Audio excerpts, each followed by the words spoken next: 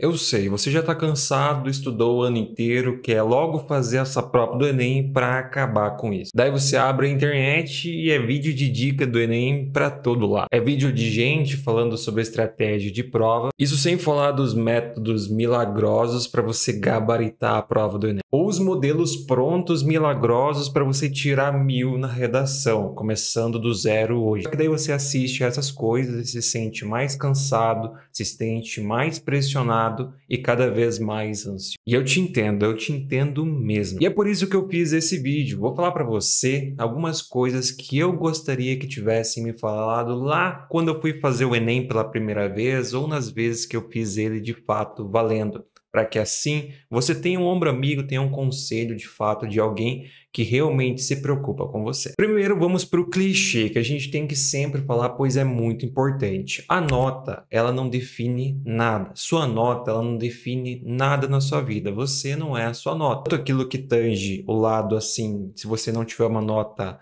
como você espera, e se você tiver uma nota muito acima das expectativas. Você não pode, por exemplo, se tiver uma nota muito alta, ter o ego lá em cima. Isso também é errado. Assim como se você não tiver o desempenho como você espera, isso também não significa nada. Até porque já cansei de ver pessoas que com uma nota que elas achavam que não passariam em lugar nenhum, passar em mais de uma faculdade. Então, primeiro que a sua nota não te define nada, não define o fim do mundo, não define absolutamente nada antes dos processos seletivos. E mesmo que você não consiga ser aprovado nesse primeiro momento, você é jovem, você tem a vida toda pela frente. Você tem muitos e muitos e muitos anos para batalhar pelos seus objetivos. Então fica tranquilo, eu já cansei de ver pessoas que passaram até mais tarde e tudo mais. Então, fica tranquilo quanto a essa questão, tá? Que tem muita água para rolar. A segunda coisa que eu gostaria que tivesse me falado é lembre-se da TRI. Eu vejo que assim que sai a prova, muitas pessoas vão lá primeiro, já pegam aqueles gabaritos extraoficiais, que principalmente para linguagens e ciências humanas, tem muita divergência em relação ao gabarito oficial divulgado pelo INEP, e assim já ficam em desespero. Isso já é completamente errado. Você tem que esperar o gabarito oficial. Mas você precisa se lembrar da TRI, porque, por exemplo, já cansei de ver casos de alunos que fizeram menos acertos e conseguiram uma nota maior. Por exemplo, já tive alunos que com 35 acertos conseguiram notas superiores a outros que fizeram 40 acertos em matemática. Isso por conta da TRI.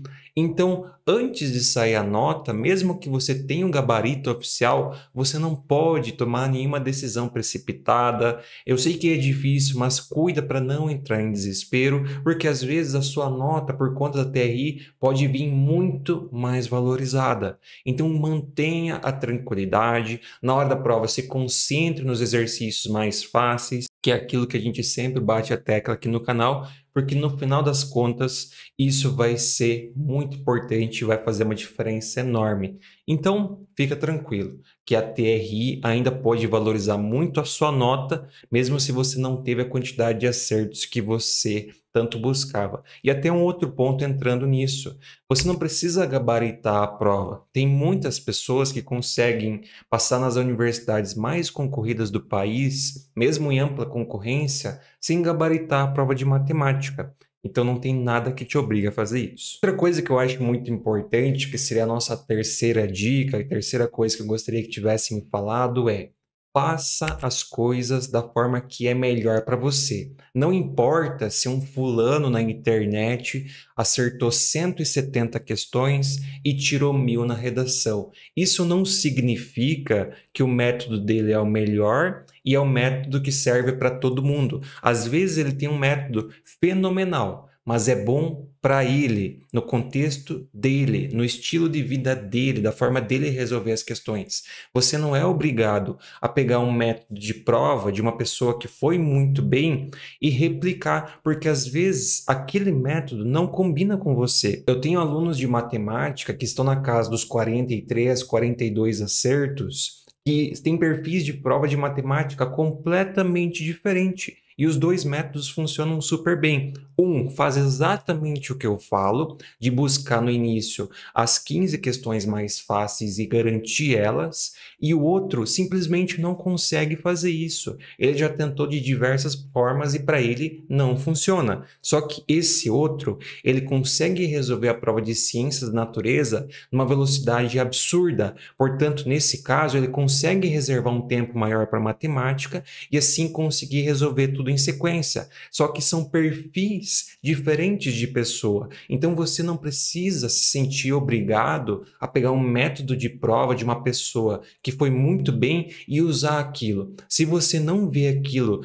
trazendo coisas positivas, você não precisa usar. Você tem que usar de método de prova é aquilo que ajuda você a aumentar o seu desempenho, tá? Cada pessoa tem uma devida característica, cada pessoa tem um conhecimento maior em alguma determinada área. Por exemplo, tem gente que gosta mais de natureza, tem gente que gosta mais de matemática. Por isso, é importante que você tenha essa compreensão, porque eu vejo muitas pessoas pegando, por exemplo, o modelo de redação pronto de alguém que tirou 1000, daí vai lá e infelizmente não consegue ter um resultado desejado, porque às vezes aquele modelo está tão engessado ou a pessoa não se sentiu tão bem usando aquele modelo que no dia da prova ela não consegue desenvolver direito e acaba se sentindo prejudicado. Então o que eu quero que você entenda aqui é que não se sinta pressionado para usar esses métodos milagrosos da internet. Use aquilo que mais se adapta a você e que você mais se sente bem e confortável para conseguir aplicar. No quarto ponto, que isso até é um pouco polêmico, na verdade, que é o seguinte: depois da prova, principalmente depois do primeiro dia, se possível, eu sei que é muito difícil, é tentador, mas se possível, duas coisas.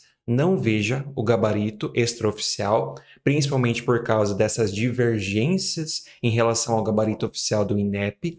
E, principalmente, não assista conteúdos de influenciadores de estudos. Se concentre em descansar a sua mente e continuar seus estudos para o segundo dia de prova. Por quê? Tem muitos influenciadores, não vou aqui citar nomes, mas tem muitos que têm o ego muito inflado e que sempre depois da prova saem dizendo que a prova estava muito fácil, estava ridiculamente fácil e era a prova do Enem mais fácil de todos os tempos. Tudo isso para que muitas pessoas falem: nossa, como você é inteligente, nossa, aquela pessoa achou a prova tão fácil, eu achei tão difícil. Então, eles querem inflar o próprio ego e o mais importante de tudo, depois que acabar o Enem, eles vão fazer uma Black Friday de um curso para o próximo Enem, daí por isso eles precisam mostrar que eles acharam a prova muito fácil, porque daí muitas pessoas vão pensar: ah, se ele achou a prova muito fácil, então ele vai me ensinar isso para que na próxima prova eu possa achar muito fácil. Então, por isso, é apenas, em muitos casos, uma estratégia de vendas, ou de inflacionar o próprio ego, ou uma estratégia de vendas. Por isso, depois da prova, se possível, não assista a essas coisas, tá? Principalmente entre o primeiro dia de avaliação e o segundo dia, porque isso vai provocar em você uma ansiedade. Se a pessoa falar para você: ah, foi uma prova muito fácil, e você não achou a prova muito fácil, o que é totalmente normal, porque você está tenso no dia da prova, são muitas questões para resolver, você está pressionado porque você precisa passar, e tem essa diferença. Uma pessoa que está fazendo só por fazer, ela não tem essa pressão. Por isso que a sua sensação de ser uma prova mais difícil também está atrelada ao fator psicológico de você sentir pressionado para conseguir a aprovação. Então, você vai se sentir ainda mais ansioso de ver essas pessoas falar essas coisas de que a prova estava fácil e que não sei o quê. Por isso, se possível, evita assistir esse tipo de conteúdos, porque mais vai atrapalhar do que te ajuda. O quinto também é um ponto muito importante: espere a nota. Ah, eu já cansei de ver gente sair da prova, pegar a quantidade de acertos e achar que não ia passar nunca, achar que ia tirar 800 na redação e depois conseguir aprovação em Universidade Federal, depois conseguiu aprovação no ProUni, depois conseguiu aprovação no FIES. Eu cansei de ver gente que aconteceu exatamente isso. Então acabou a avaliação, pronto, agora é hora de descansar, arejar a cabeça e esperar o resultado. Não tem nada definido. Eu cansei de ver pessoas que achavam que não iam passar e depois conseguiram a aprovação. Tudo por conta da TRI, tudo por conta da lista de espera, do funcionamento do SISU, funcionamento do ProUni. Então tenha essa noção que já aconteceu com centenas e centenas de pessoas. Achar que com o seu desempenho não iam conseguir nada e no final conseguiram. Por isso, esperem a nota para tomar alguma decisão e espere o resultado dos processos seletivos. E o bônus, siga o seu coração. Tenha consciência de que as coisas acontecem no momento certo. Então, se for para ser agora, com certeza vai ser. Se não for, você vai ter muita energia para continuar a sua luta e assim atingir os seus objetivos no momento certo. Então é isso, pessoal. Desejo a todos vocês muita sorte, muito sucesso nessa prova do Enem. Fiquem tranquilos, que eu tenho certeza que no final vai dar tudo certo. E tentem, obviamente, evitar um pouquinho esses conteúdos na internet que mais atrapalham do que ajudam. Então é isso, pessoal. Muito obrigado a todos que assistiram, boa sorte, um grande abraço, valeu e até a próxima.